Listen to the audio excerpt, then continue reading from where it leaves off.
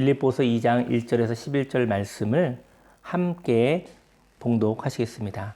그러므로 그리스도 안에 무슨 권면이나 사랑의 무슨 위로나 성령의 무슨 교제나 긍휼이나 자비가 있거든 마음을 같이하여 같은 사랑을 가지고 뜻을 합하며 한 마음을 품어 아무 일에든지 다툼이나 허영으로 하지 말고 오직 겸손한 마음으로 각각 자기보다 남을 낮게 여기고 각각 자기 일을 돌볼 뿐더러 또한 각각 다른 사람들의 일을 돌보아 나의 기쁨을 충만하게 하라.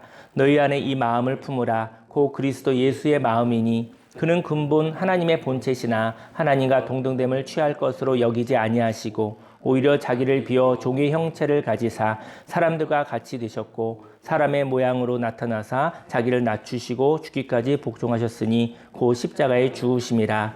이러므로 하나님이 그를 지극히 높여 모든 이름 위에 뛰어난 이름을 주사 하늘에 있는 자들과 땅에 있는 자들과 땅 안에 있는 자들로 모든 무릎을 예수의 이름에 꿇게 하시고 모든 입으로 예수 그리스도를 주라 시인하여 하나님 아버지께 영광을 돌리게 하셨느니라. 아멘.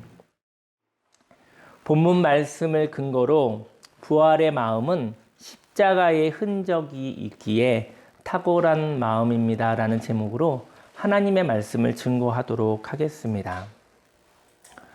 인생을 살면서 권면을 해야 할 때가 있습니다. 권면을. 그리고 위로와 교제를 해야 할 때가 있습니다.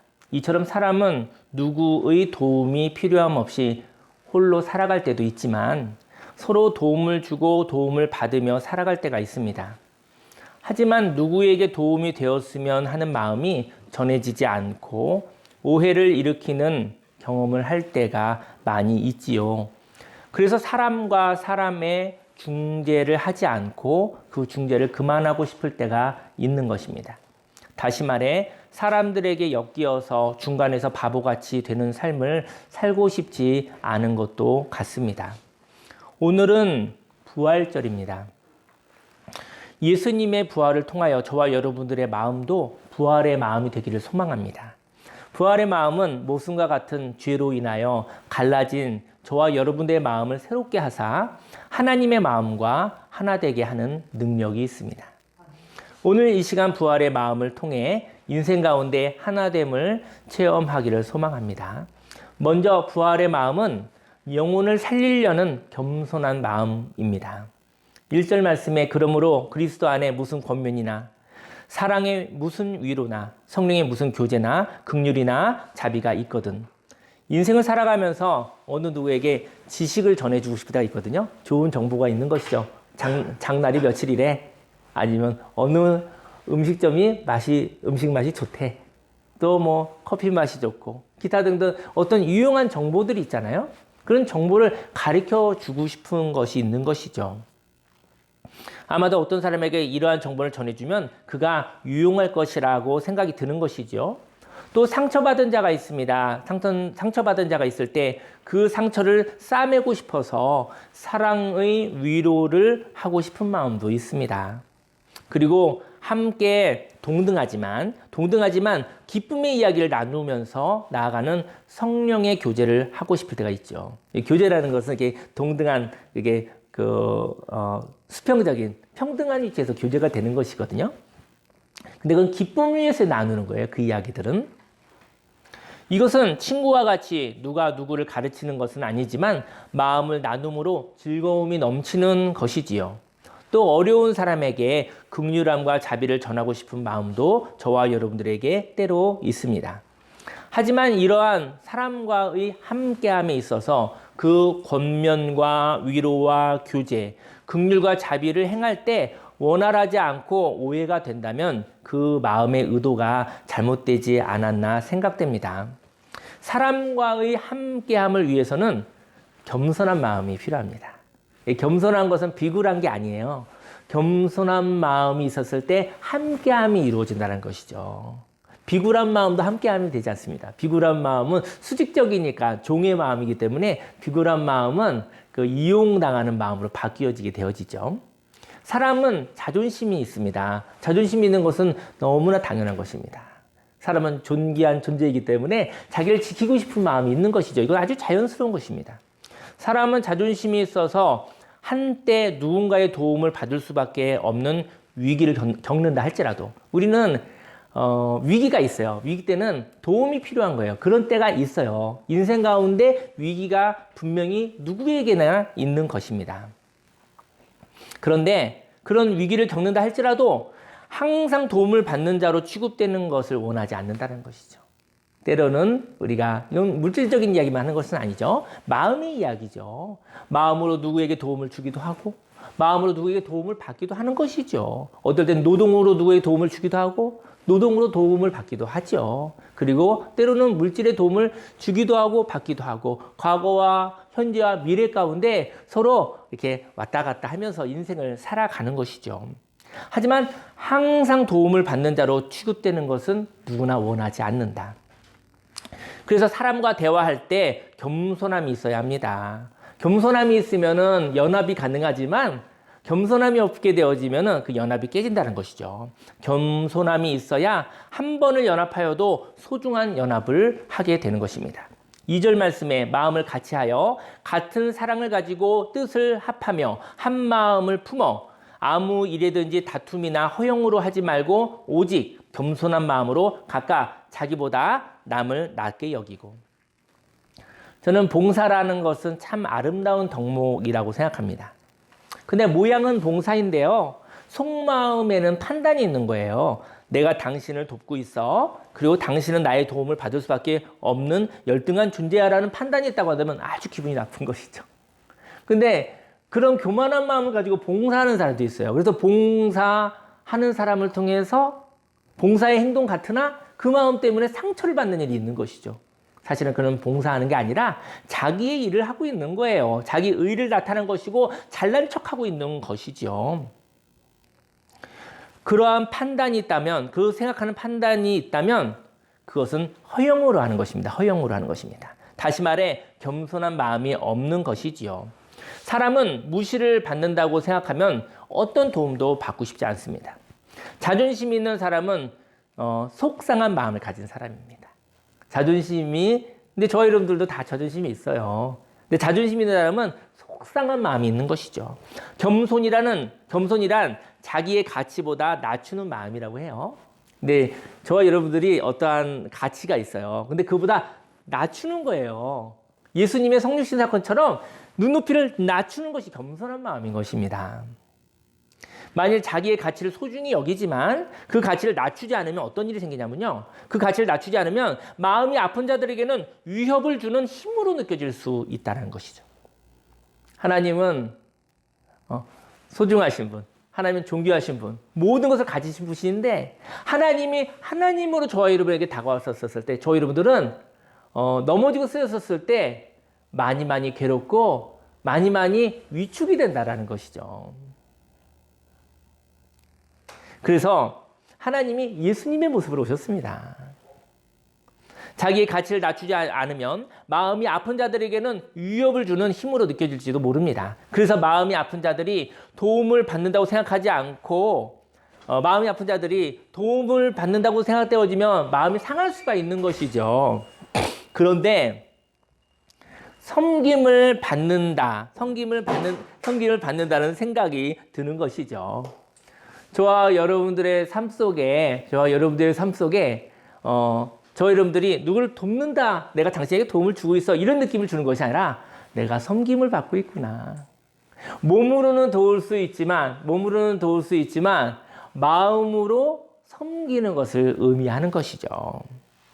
그래서 저와 여러분들이 어떤 사람을 돕는다라는 것보다는 그 사람의 어떤 환경을 돕고 어떤 사람의 어떠한 행동을 돕는 것보다 그의 마음을 섬겨주시는 봉사를 하시기를 예수님의 이름으로 축원합니다.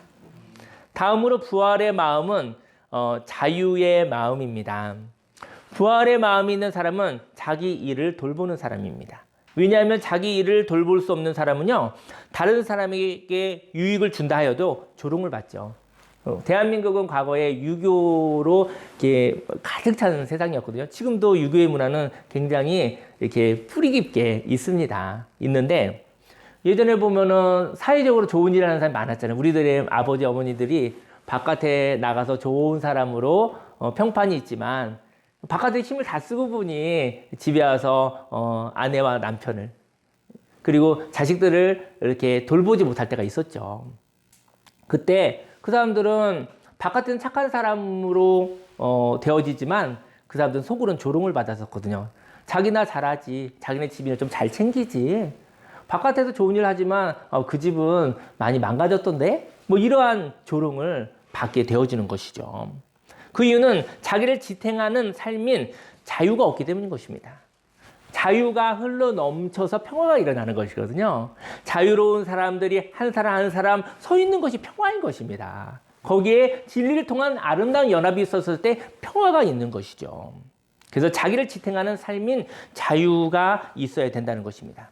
그는 누구를 유익하게 하는 것이 누구에게 유익을 하지만 자유가 없이 누구를 유익하게 하는 것은 슬픔이요 분노이기 때문인 것입니다. 왜냐하면 도움을 받는 사람이 착하고 쉬운 자를 내가 이용했다라는 마음을 주기 때문인 것이죠. 어떤 사람이 저와 여러분들에게 어떤 도움을 주었는데 저와 여러분들이 만약에 좀 악한 마음으로 내가 저 사람을 잘 속여 먹었네, 저 사람을 내가 잘 이용해 먹었네, 참 저 사람 쉬운 사람이네, 참 착한 사람이네 이렇다고 한다면 그 봉사는 참 속상한 마음이 드는 것이죠. 봉사가 아닌 것이죠. 그래서 봉사를 하고도 상대편이 고마운 마음이 있는 것이 아니라 상대편이 내가 저 사람을 잘 이용했어 라는 마음을, 그런 악한 마음을 들게 한다고 한다면 그러한 외적인 선행은 별로 의미가 없는 것이죠. 왜냐하면 도움을 받는 사람이 착하고 쉬운 자를 이용했다는 마음을 준다면 그건 하나님의 열매는 아닌 것이죠. 저와 여러분들이 인생을 살아갈 때 내가 존재의 자유가 있는지 살펴보아야 합니다.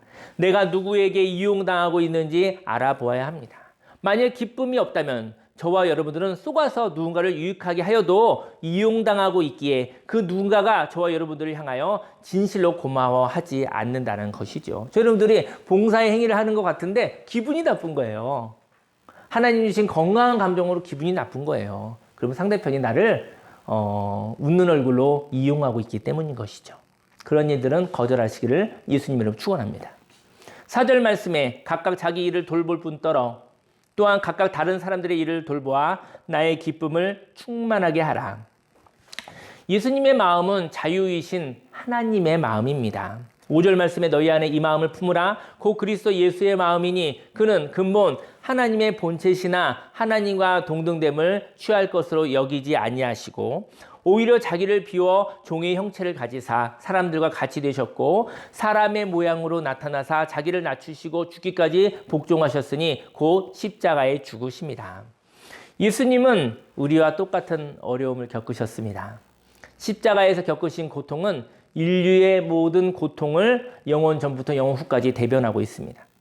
그래서 십자가를 볼 때마다 나는 혼자가 아니라는 마음을 느낀다는 것이죠. 십자가의 고통을 보며 외로움으로부터 자유케 됩니다. 그리고 고통이 파괴를 위한 폭력이 아니라 자유를 위한 인내라는 것을 알게 되는 것이죠. 하나님이 저와 여러분들에게 돈다발을 가지고 찾아오셨나요? 돈다발을 가지고 찾아왔다고 한다면 어떤 사람한테는 즐거울 수 있겠죠. 왜냐면 돈이 우상인 사람들한테는 돈을 갖다 주는 하나님이니까. 하지만 인생에는 물질에 대한 고통도 있지만 육신의 고통, 그리고 질병의 고통, 관계의 고통, 뭐 여러 가지 많은 오해의 고통이 있죠. 결국은 영혼의 고통인 것입니다. 물질 때문에 저와 여러분도 힘들다고 한다면 물질 때문에 힘든 것이 아니라 물질로 인한 영혼의 고통인 것이죠. 결국은 사람들은 여러 가지 다양한 고통을 가지고 살아가고 있거든요. 그런데 그 고통을 가지고 살아가고 있는데 예수님이 십자가에서 고통받으신 것이죠. 하나님이 저와 여러분들에게 다가오실 때 예수님의 모습이 아닌, 고통의 모습이 아닌 모습으로 다가오신다고 한다면 이해하기 힘들 것입니다. 하나님 완전하신 분이 하나님이 나의 고통을 알겠어? 때로 물질의 고통이 있다고 한다면 하나님에게 무슨 물질의 고통이 있겠습니까? 하나님께 질병이 있겠습니까? 질병이 있는 자들, 육신의 고통이 있는 자들, 하나님이 그걸 어떻게 알 수 있겠습니까? 뭐 관계와 오해가 있으면 하나님 무슨 오해 때문에 고통받을 게 뭐가 있을 수 있겠습니까?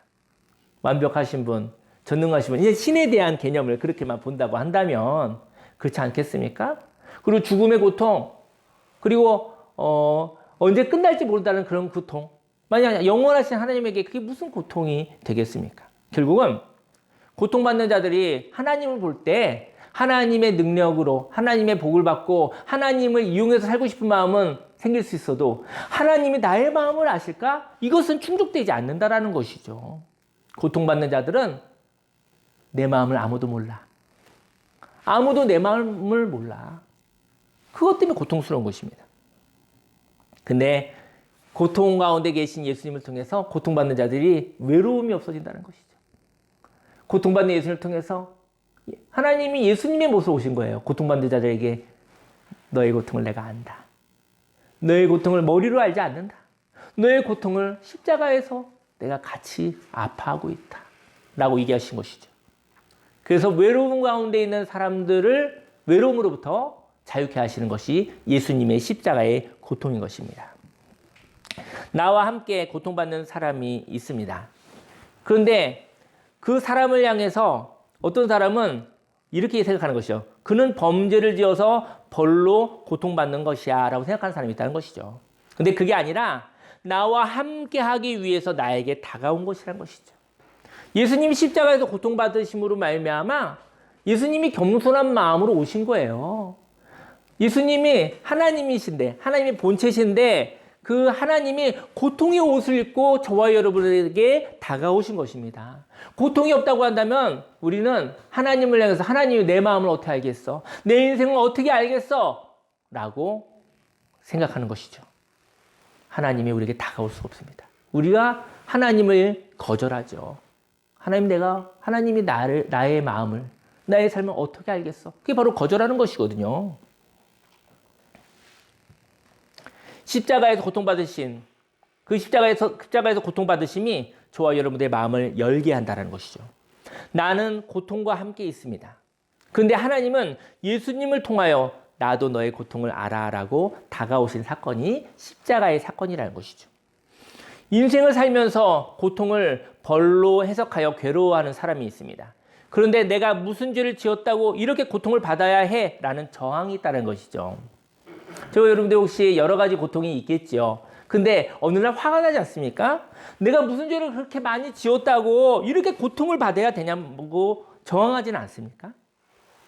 우리는 잠깐 고통받을 수 있는 존재입니다. 잠깐. 그러나 영원히 고통받을 존재는 아니라는 것이죠. 마귀가 저와 여러분들을 괴롭히고 있습니다. 너는 고통받으니 하나님이 너를 버리셨다고 말하는 것이죠. 고통이 괴로운 것이 아니라 고통을 벌로 해석하기 때문에 하나님이 저와 여러분을 버렸다라는 마귀의 거짓말이 저와 여러분들의 영혼을 괴롭히는 것입니다.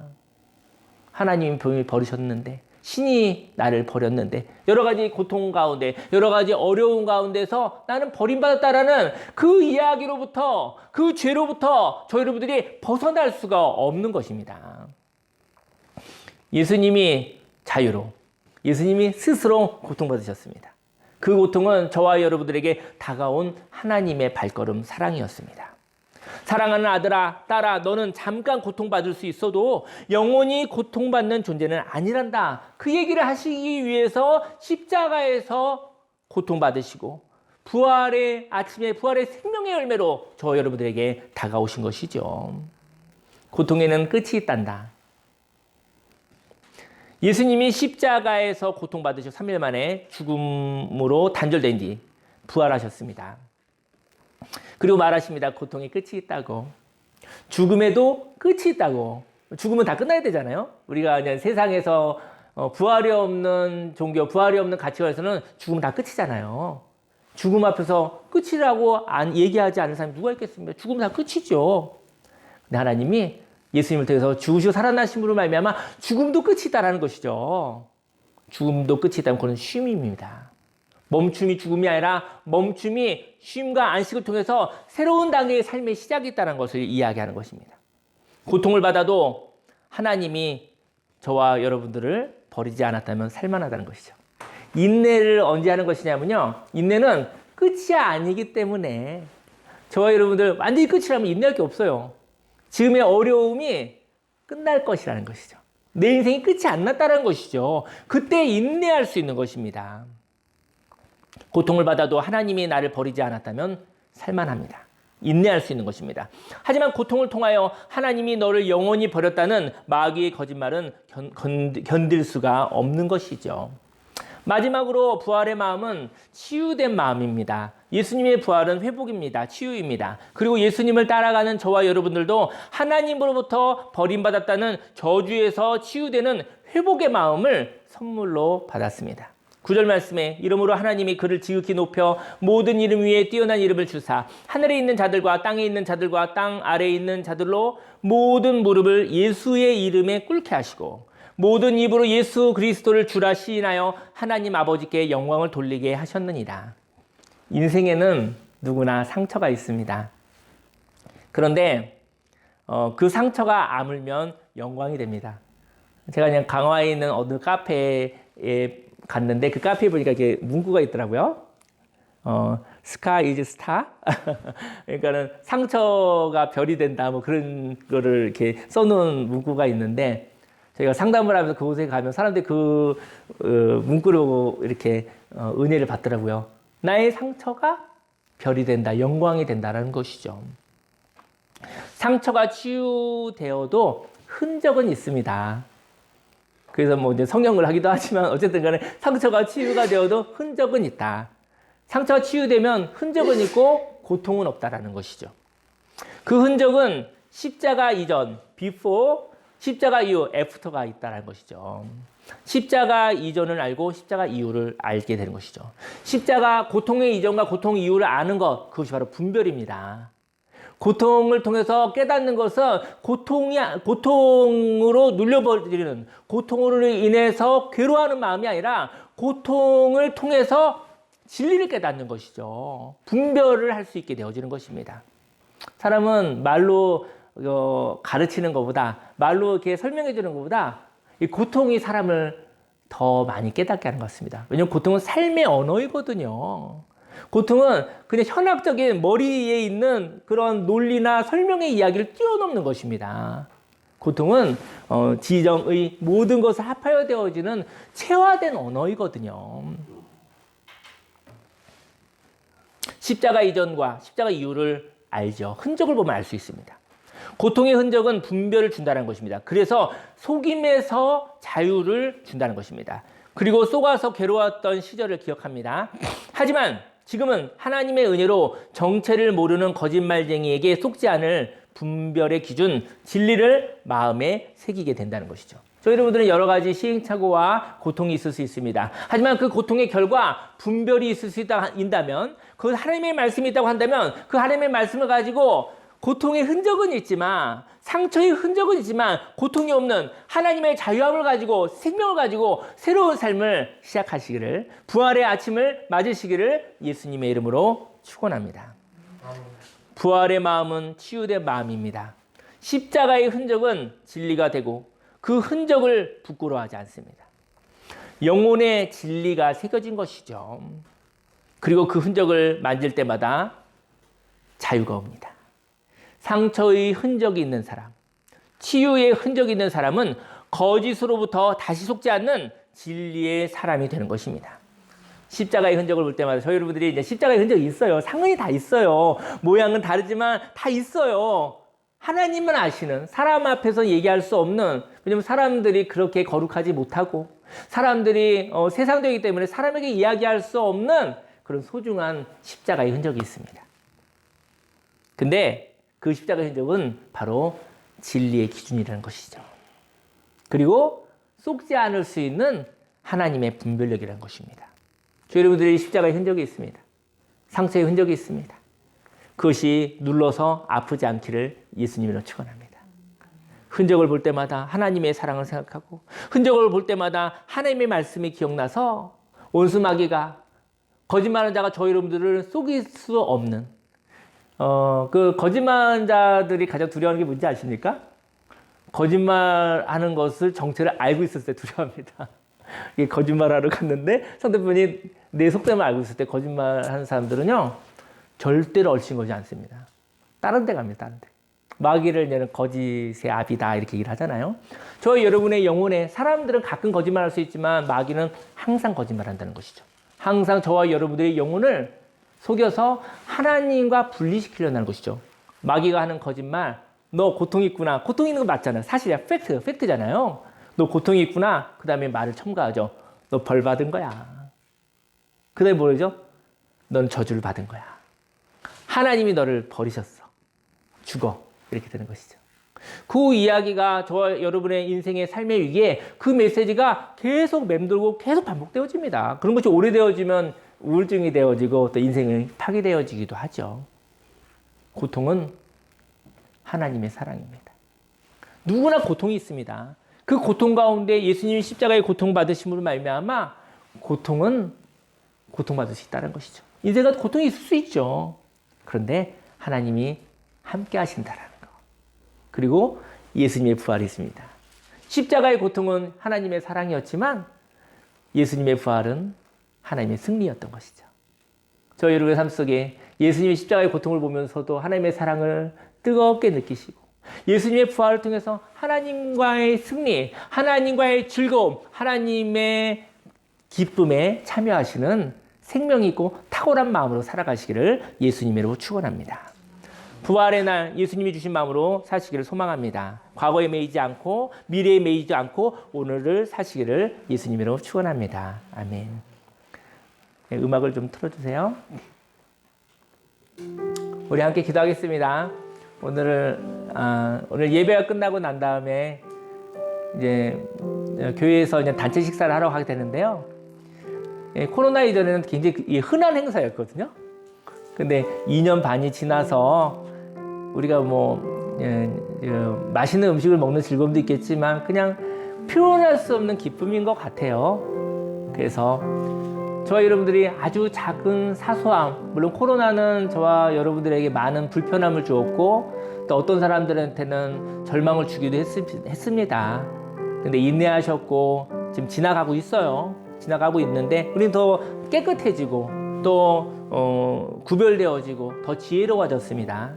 그리고 그 시간에 또 많은 충전이 된 사람들은 막 이렇게 활동을 할 수 있는 또 사람들을 만날 수 있을 때 파괴적인 만남, 죄악된 만남이 아니라 생산적이고 창조적인 만남을 하게 될 것입니다.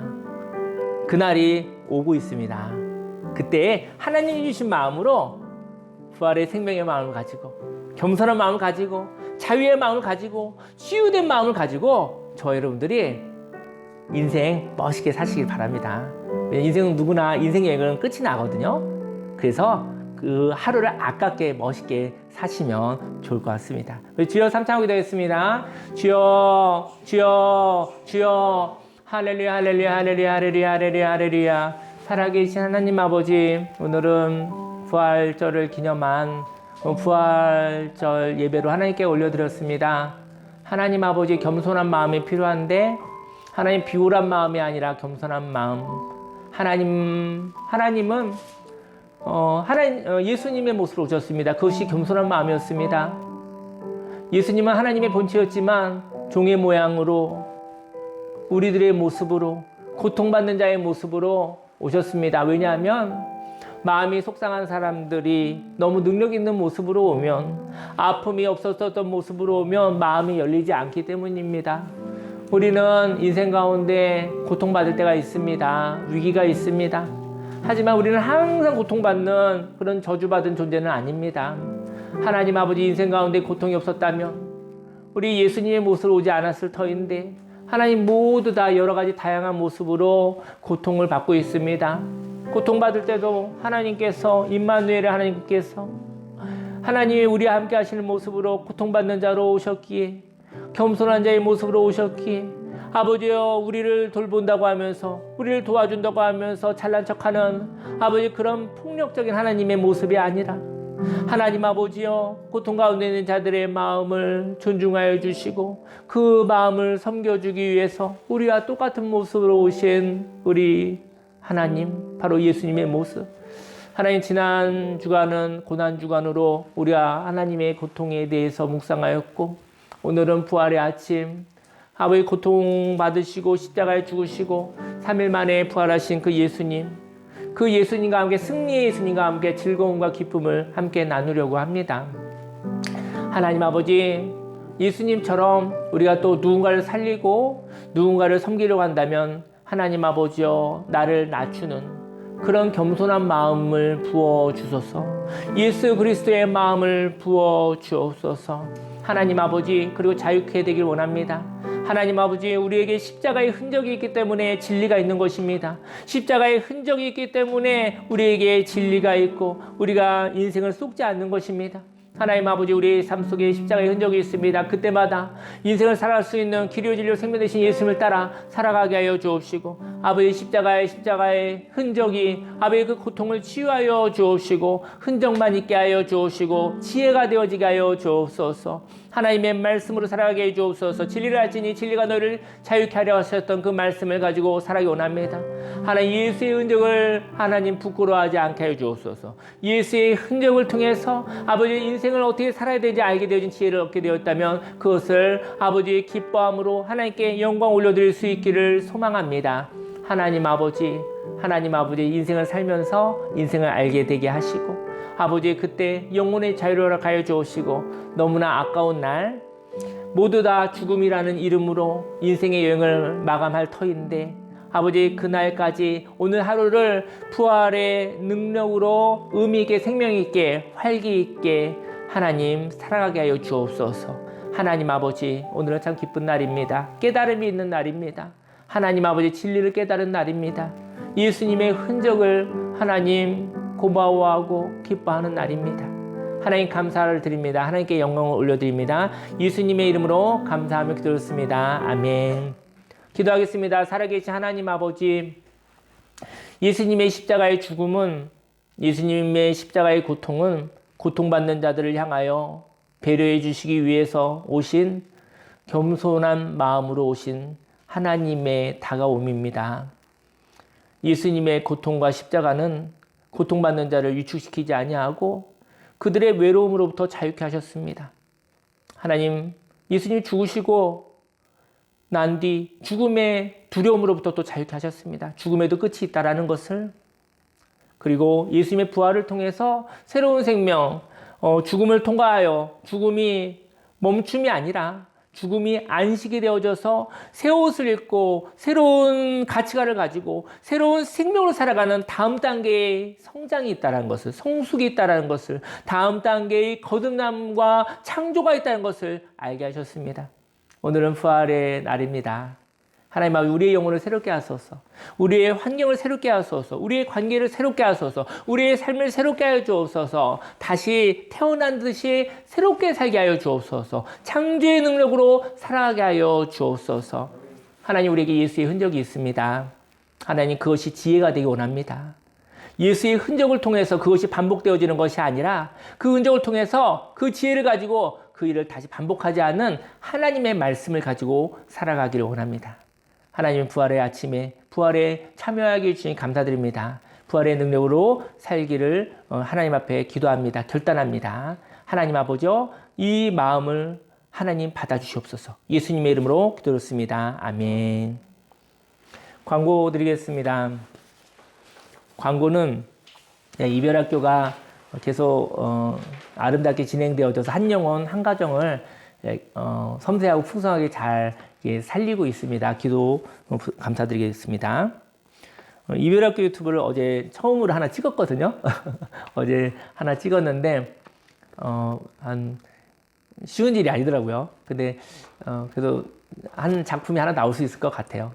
그래서 계속 기대해 주셔서 어떤 사람들한테 10분이나 15분짜리의 영상을 보내줘서 그 사람이 상실의 아픔, 상처받은 자들이 어떻게 그 마음을 살피고 어떻게 일어날 수 있는지에 대한 도움이 됐었으면 좋겠습니다. 그래서 어제 스트레스를 많이 받아서 하나 찍었는데 그래도 내용이 괜찮은 게 나올 것 같아요. 그래서 어쨌든 기도를 많이 부탁드리고요. 많이 부탁드리겠습니다. 다음 주에는요, 예배 후 예담이라는 사회복지 기관이 있는데요.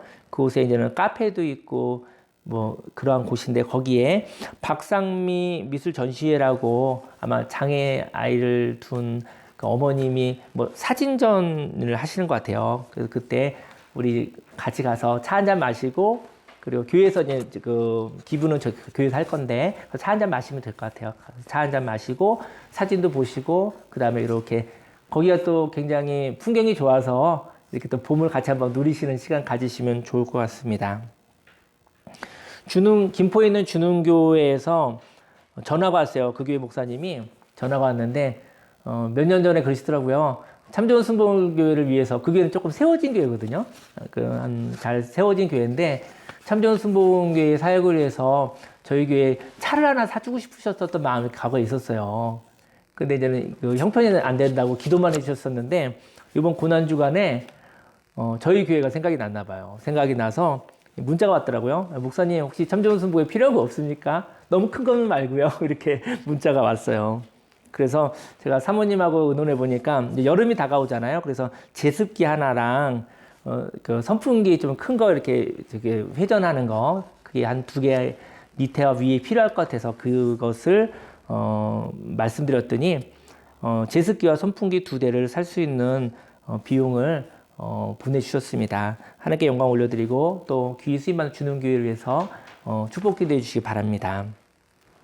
5월 1일 오후 2시에 복음교회라고 있는데 아마 이렇게 청년들이 또 이렇게 찬양으로 뜨거운 교회인 것 같아요. 그래서 그때 오후 2시에 복음교회의 청년부 찬양 예배가 있는데 그때 관심 있는 분들은 저희 사모님과 함께 또 하여서 그 참석하셔서 은혜 받으시면 좋을 것 같아요. 그래서 찬양을 좀 많이 부르고 싶고 그랬었을 때 뭐 한 달에 한 번 정도 이렇게 또 다른 교회와 연합하여 되어지는 것도 좋을 것 같습니다. 저도 가능하면 참여하도록 하겠습니다.